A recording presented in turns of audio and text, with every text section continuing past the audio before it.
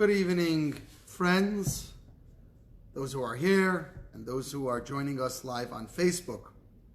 We're excited to be starting a new Masechta, tractate Chagiga, which talks about the sacrifices that we bring for the Sholosh Regalim, for the three festivals. Tonight's class is dedicated in loving memory of my dear mother, Rivka Bas Harav Shloimeh. The Torah instructs us to appear at the Beis HaMikdash, the Holy Temple, in Yerushalayim, on the Temple Mount, 3 times a year for the 3 festivals. Now, when we come, Hashem's empty-handed. So there are 3 types of sacrifices that we bring. In addition to that, we also bring our vow offerings and our donation offerings at that time. So if a person pledged to bring a certain sacrifice, so at the next festival is the best time for him to bring that sacrifice, when he's going to the Beis HaMikdash in any case. So the 3 types of offerings that are more specific to the holiday, there's the Olas Re'iyah, an Ola offering that one brings when one presents himself at the Holy Temple for the 3 festivals. An Ola, of course, is wholly consumed on the altar. Neither the Kohen nor the owner who brings the sacrifice takes any part in that sacrifice. That's called an Ola. Then there's the Shalmi Chagiga. There's a Shlomim, a peace offering that's brought for, that's brought for the holiday. And the owner partakes in the owner as well as the Kohen partakes in this offering. And then there's the Shalmi Simcha, and then there's additional sacrifices, and that is a person brings additional Shlomim offerings, and these are Shalmi Simcha. This is so that he's going to have meat to eat that is also part of a sacrifice throughout the holiday, throughout the duration of the holiday. And so that keeps him happy. When a person drinks wine and when a person eats meat, and specifically meat that's part of a korban, that's part of a sacrifice and an offering in the Beis HaMikdash, this will keep him happy. So this is called a Shalmei Simcha. This is something else that a person should bring when he comes for Yom Tov.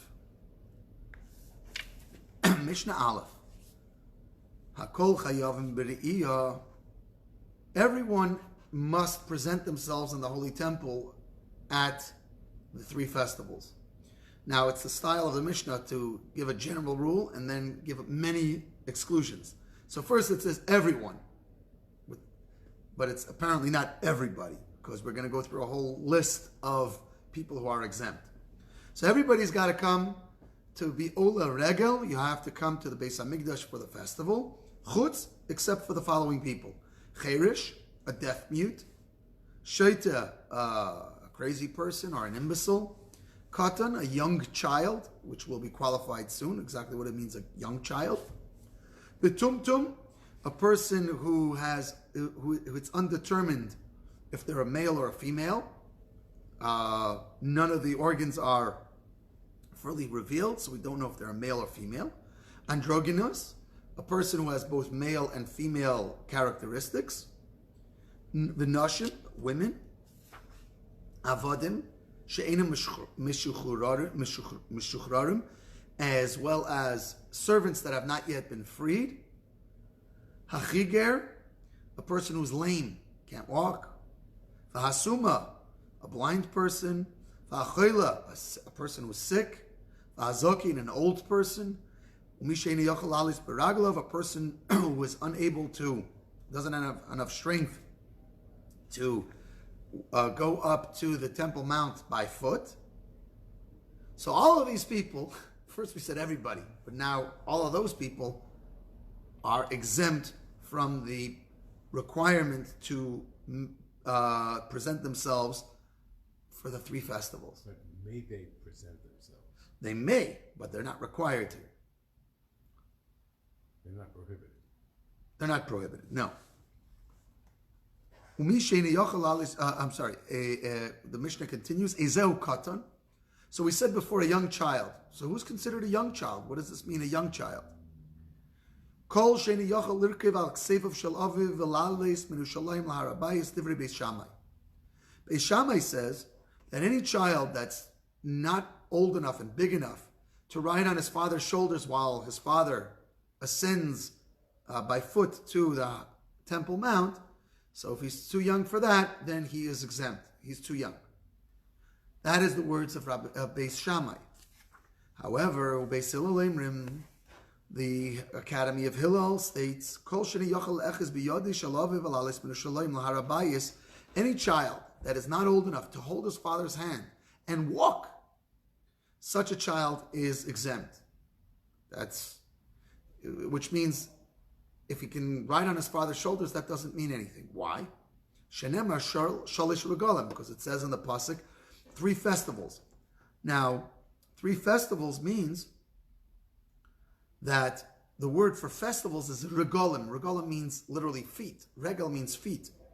So from this, Beis Hillel learns that if the child is not old enough to walk himself up to the Temple Mount, then the child is exempt from the requirement to present himself in the Beis HaMikdash for the 3 festivals.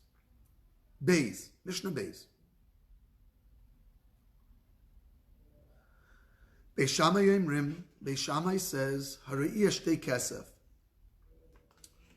Beis Shammai says that the ola, the burnt offering, that's brought for somebody, by somebody who has made the pilgrimage for a festival, the minimum cost, the minimum price that he must pay is 2 kesef, is 2 silver ma'os. So it's a standard amount, which means you can't pay less than this. It has to be that big that it costs you a minimum of 2 ma'os. The Chagiga and the Chagiga sacrifice, ma'a kesef, is half that amount. It's only 1 ma'a. 1 silver ma'a. That's what Beis Shammai says. So Beis Shammai says that the burnt offering is going to cost double the Chagiga offering. That's the one that's wholly consumed on you. Yeah, so the one that you're giving completely to God has to cost twice as much, or a minimum of 2 ma'a. Whereas the one that you're going to partake in yourself as well, that has a minimum requirement of 1 ma'a. That's what Beis Shammai says. Beis Hillel flips it around and he says, Hara'iyah ma'a kesef. The wholly consumed ola sacrifice has to be at least 1 silver coin. That's it.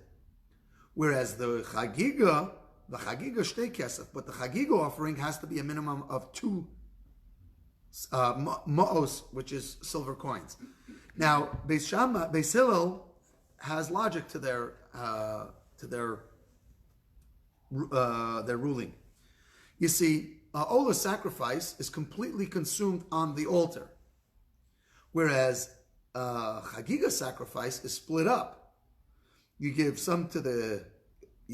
pieces to the Kohen, most of it goes to the owners, and some of it gets offered onto the Mizbeach. And since it has to be divided into 3 parts, so Beis Hillel says that should cost more. That should be a larger animal, so you'll have more to eat and more to share. Whereas the animal that's going completely on the altar, that could be smaller. So that's the thinking of Beis Hillel. Beis Shammai is thinking that what you offer completely to God should cost more than what you're going to partake in yourself. Oileis b'moyed bo'is menachulin. An ola sacrifice, which we're talking about, the ola re'iyah, So has to come from chulin, from non-consecrated funds. So when you're purchasing your ola, this holy consumed offering that you're bringing, that you're required to bring when you come and make pilgrimage, so you have to use your own monies to purchase this ola sacrifice. However, v'hashlamim min ha'maiser, but shalmei simcha. If you remember in the beginning, we said there are two types of shlamim that you can bring. One is the chagiga shlamim, the shalmei chagiga, which you're required to bring, and then if you want to eat more and you want to be besimcha, so it's appropriate for you to bring additional shlamim sacrifices and offerings. But that's not an absolute requirement. So essentially what the Mishnah is telling us here is whatever you're required to bring, you have to bring from your own funds, as opposed to Meiser Sheni funds, which I'll explain in a moment. But whatever is not obligatory, you don't have to bring, so then you can use monies from Meiser Sheni. Now, what is Meiser Sheni? So there's a 7-year agriculture cycle. We know about this, the Shemitah cycle. So in the 1st, 2nd, 4th, and 5th years, the second tithe, what's called Meiser Sheni, you take a tithe, and then you can deconsecrate this second tithe into money, and you bring those monies up to Yerushalayim, and you purchase food. Anything that's food, you can purchase there, and you can use that food. You use that food to eat, and you use that food to give to the Levi and to the convert and to everybody else. But the point is that you use that money to purchase food in Yerushalayim.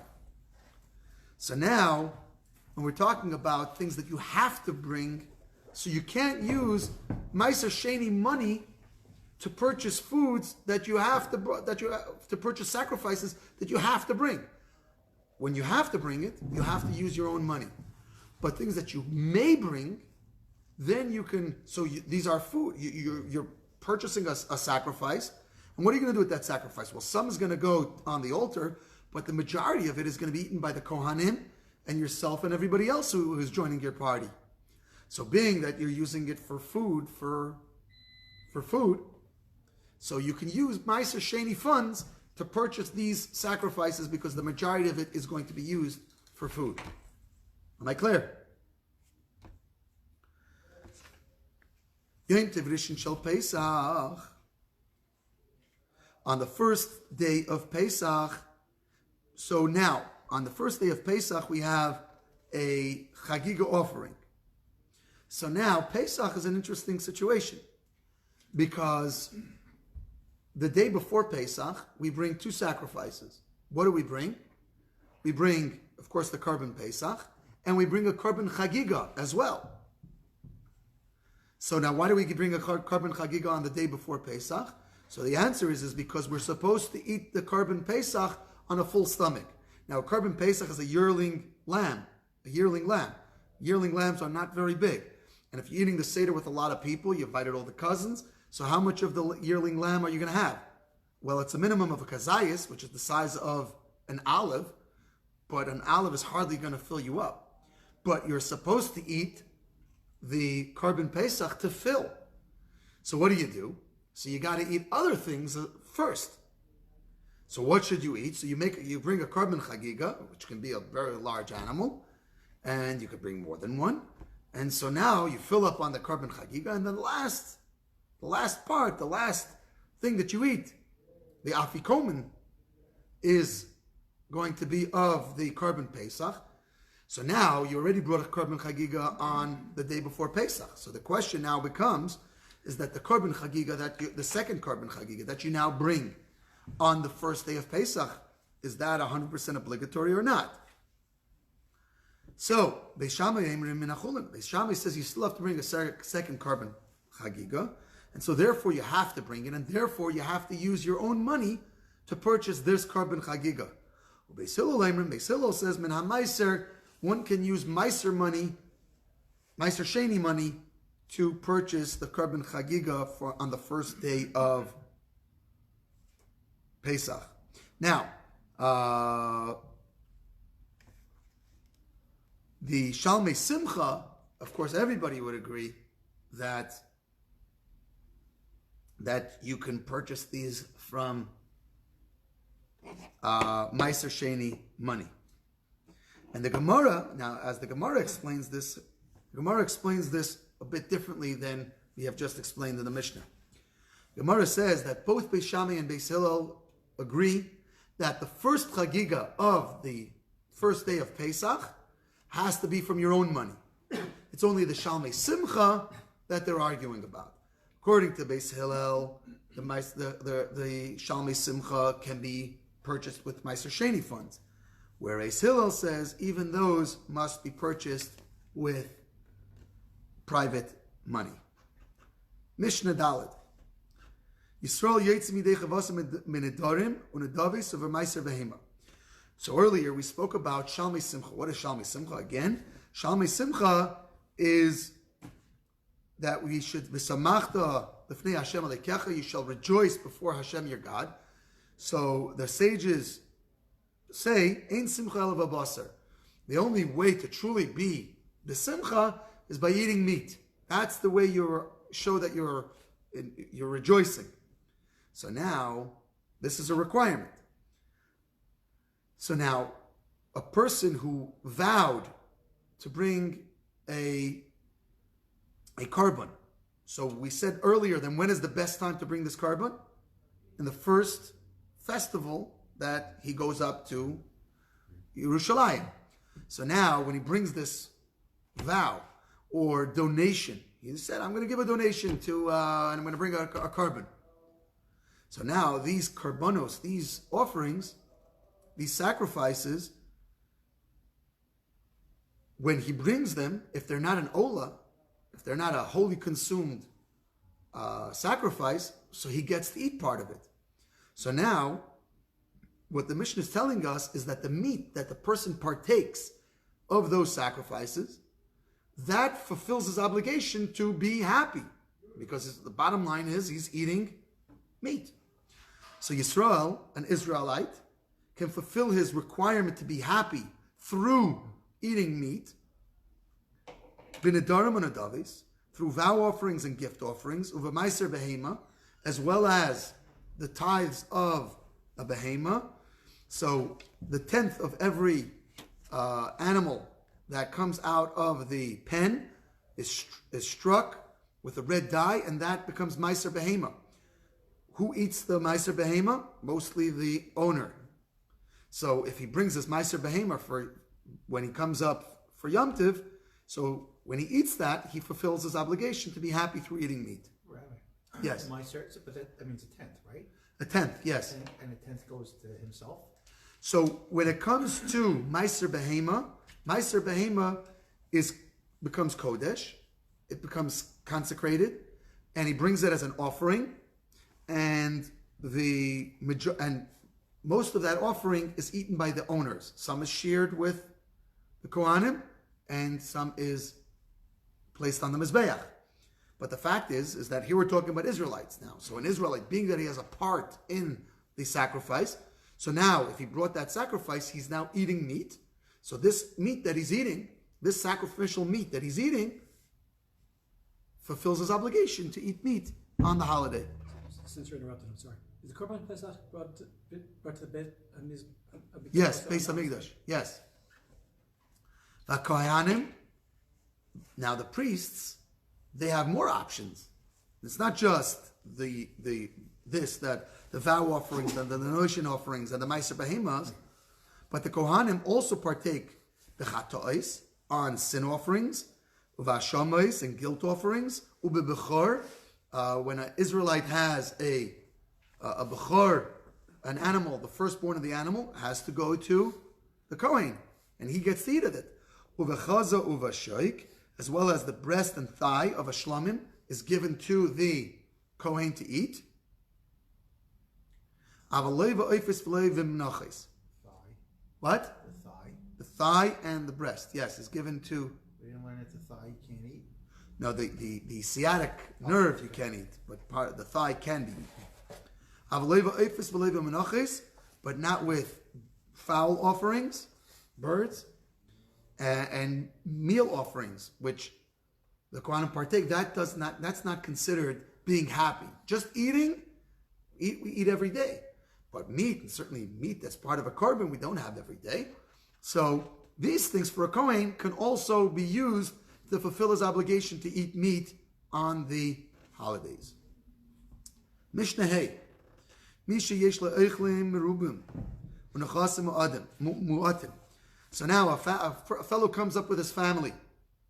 So now if he has lots of mouths to feed, but he doesn't have a lot of money, so he's not bringing many sacrifices. He's only bringing the minimum of sacrifices that he has to bring because he's not rich. So maybe shlamim merubim v'oilis mu'atim. So such a person, what does he do? So the majority of his animals that he's going to bring to sacrifice, he's going to designate them as peace offerings, because then he will have meat to eat from them.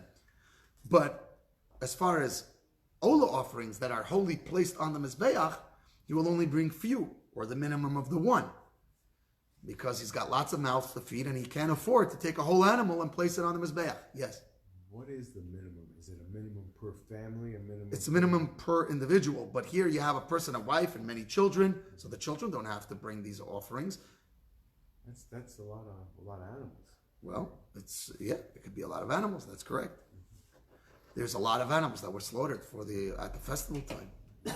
Now, a person who has nechasim merubim v'eichlim mu'atim, but a wealthy person, so he comes with his family of, pick a number, but he's showing up with 30 animals. He's a wealthy fellow.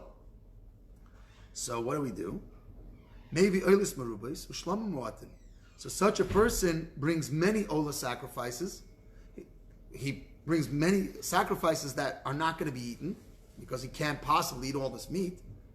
U'shlamim mu'atim, and then he'll bring relatively few shlamim sacrifices. Zev mu'at, a person who doesn't have a lot, not of family and not of money. Al zeh nemar, for such a person it says ma'a kesef u'shtei kesef. Earlier on in the Mishnah, we said that the minimum cost for a korban re'iyah, there was a dispute between Beis Shammai and Beis Hillel, but the bottom line is, one of these animals is going to cost 1 ma'ah, and one is going to cost 2 ma'ah. One is going to cost 1 silver coin, and one is going to cost 2 silver coins. So when do we use this rule of the minimum requirement? It's for somebody who doesn't have a lot of money, and he doesn't have a lot of mouths to feed. Zev merubim, for a person who has both a lot of mouths to feed and he's got a lot of money. Al zenemar, on such a person, the pasuk says, "Ish kemat nas yodai kevirchas Hashem alikecha shenosan lach." Each man according to his hands giving, according to the blessing Hashem your God has given you. So based on your how much you can afford, that's how much you're going to bring. So the point here is that the minimum that we said earlier on is only for a person who doesn't have a lot of mouths to feed and he doesn't have a lot of money. Otherwise, you bring more karbanos. So even if you don't have a lot of mouths to feed, but you have money, so fine. So bring animals that are designated as ola sacrifices, which will go onto the mizbeach. Is there ever too many animals? Because you have like thousands of people, thousands of animals. Well, you have lots of kohanim you have lots of kohanim around. There only was so much space on the mizbeach. They would pile them up. Vav, and then you also had at least in the Bayis Rishon, a fire came down in the form of a lion and would swoop up the animal, the offering. And so I guess there was unlimited room. Vav. A person who failed to bring a korban chagiga on the first Yom Tov of the festival, we're talking about, of course, Pesach and Sukkot, because Shavuos only has 1 day. So he can bring the korban chagiga throughout the festival, throughout Chol HaMoed, and the last day of the holiday. On Shavuos, however, it's only 1 day, but he still has 7 days. He has Shavuos and 6 days afterwards to bring the Korban Chagiga. Over HaRegel, V'Leichag, if the festival passed and he did not offer the Chagiga offering, Einei Chayav B'Achrayusei, he's no longer responsible to bring a Korban Chagiga, and he lost his opportunity. Al Zen Nemar, on such a case, it's stated, Uvas lo yuchal iskein. It's bent or crooked or perverted, lo yuchal iskein, and it cannot be straightened out. So, in other words, the time passed, and you lost. You snooze, you lose. You didn't bring it not on Yom Tiv, and not throughout the whole 7 days afterwards. So forget it. It's over. So 7 days you have. On Sukkot you have 8 days to bring it. On Pesach you have 7 days to bring it. And on Shavuos you have 7 days to bring it. Shavuos plus 6 days afterwards. The Chesrein lo yuchal lehimonis. And it is also stated that what is not there can't be numbered. In other words, it's over. You lost your chance. And what's the... You lost your chance. You had an opportunity to fulfill a positive commandment, and you lost it. You missed it. Rabbi Shimon ben Manasseh Eimer. Rabbi Shimon ben Manasseh says, well, once we're talking about things that are crooked, that cannot be fixed. So what is crooked that cannot be fixed? So he says that crooked that can't be fixed is not referring to a person who missed an opportunity to bring a carbon. That's not called twisted or bent. What is twisted and bent or perverted would be a better translation in this particular case. What is perverted that cannot be straightened? A person who has an illicit relationship with somebody that will produce a mamzer. So there's many such examples. The simplest one is a married woman, and it's not married to him. So in such a case, the offspring is called a mamzer, and many other cases. So in any case, so a person who begets a mamzer, so now what are you going to do? There's nothing you can do. You have made something crooked and you cannot straighten it out, because now you've brought a living being into the world. Now, im tamer begene v'gezel, don't think that a person who steals or robs, is in secret, robs is in public. He goes and he mugs somebody publicly. So don't think that that's a perversion that can't be corrected, because that can be corrected. A person, if you steal something from somebody or you rob somebody, you can always return that which you have robbed. And being that that's the case, you can always correct it. Rabbi Shimon ben Yochai says, Ein koren me'uvas.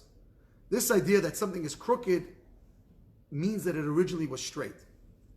And so he says, when we say me'uvas, something that is crooked, that cannot be straightened, that cannot be fixed, is talking about ein koren me'uvas. We cannot say that something is crooked and can't be straightened. Ela lemisha haya masukin batchila minis avis. Only on something that was straight first, and then became crooked.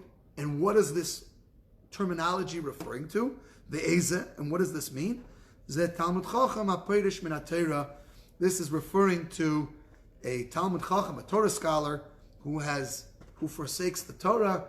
That's a person who was straight originally.